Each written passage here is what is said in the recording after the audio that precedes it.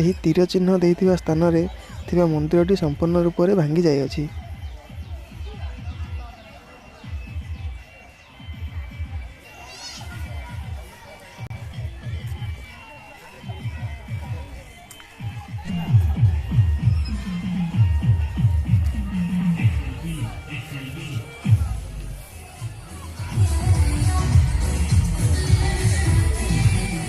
ଏହି ପଞ୍ଚୁପାଣ୍ଡବରେ 5ଟି ମନ୍ଦିର ନିର୍ମିତ ହୋଇଥିଲା। ଏବେ 4ଟି ଅଛି ଏବଂ ଗୋଟେ ସମ୍ପୂର୍ଣ୍ଣ ରୂପେ ଭାଙ୍ଗି ଯାଇଛି।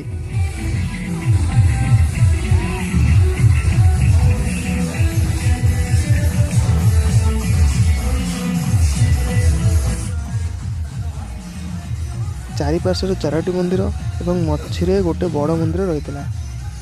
ଏଠାରେ 3ଟି ମନ୍ଦିରର ପୁନରୁଦ୍ଧାର କରାଯାଇଛି।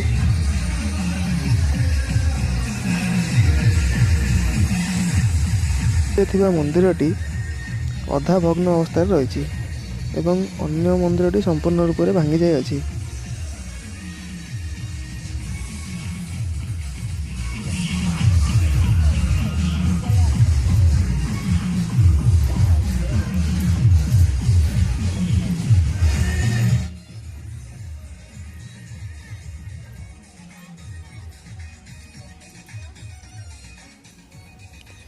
ଏବେ ଦେଖୁଥିବେ ଏହା ହେଉଛି ମୁଖ୍ୟ ମନ୍ଦିର, ଯାହା ଅଧା ଭଗ୍ନ ଅବସ୍ଥାରେ ରହିଛି। ଏହି ମନ୍ଦିରରେ ଭଗବାନ ବିଷ୍ଣୁଙ୍କୁ ପୂଜା କରାଯାଇଥାଏ।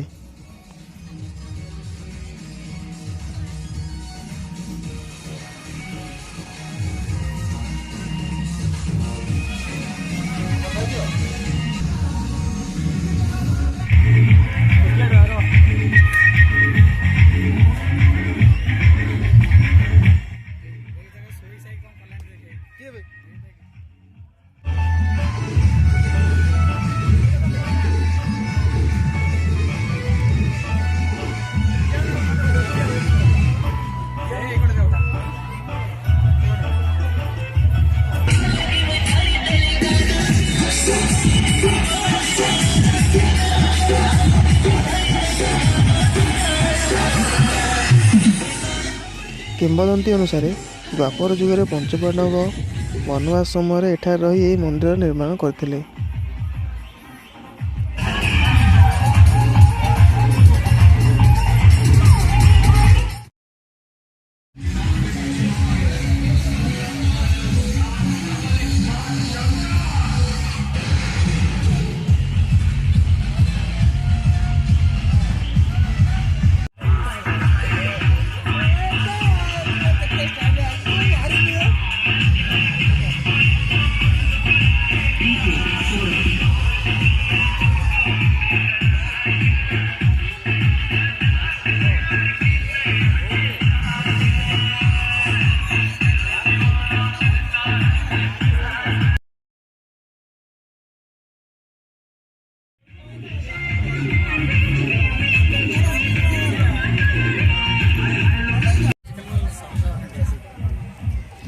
ଏହି ସ୍ଥାନଟି ଭାରତ ସରକାରଙ୍କର ଆର୍କୋଲୋଜିକାଲ ଡିପାର୍ଟମେଣ୍ଟର ତତ୍ତ୍ୱାବଧାନରେ ରହିଛି।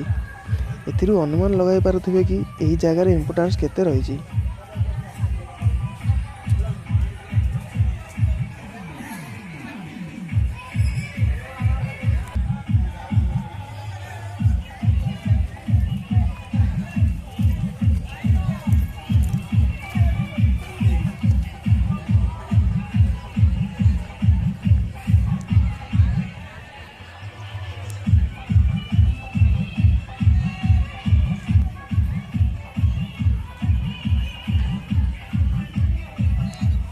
ଏହି ସ୍ଥାନଟି ଜଳୁକା ପାହାଡ଼ର ପାଦଦେଶରେ ରହିଛି।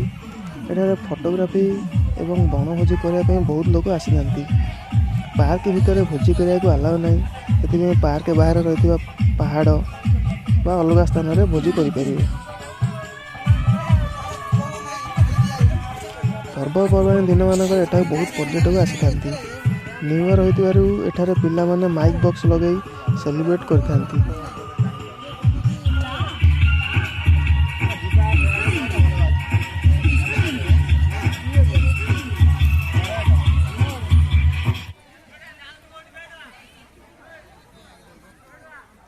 ଏହି ପାର୍କରେ ବିଭିନ୍ନ ପ୍ରକାର ଫୁଲ ଗଛ ଦେଖିବାକୁ ମିଳିଥାଏ।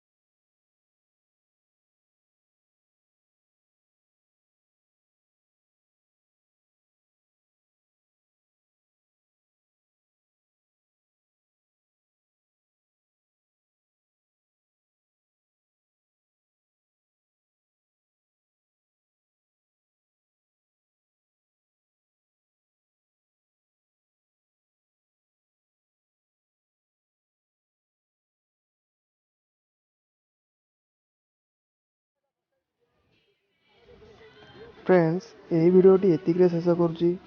भिडियोटी भल लगी लाइक और शेयर करेंगे। जदि चैनल को सब्सक्राइब करना तेज सब्सक्राइब करनी। वीडियो किपर लगे कमेंट बॉक्स रे जनातु।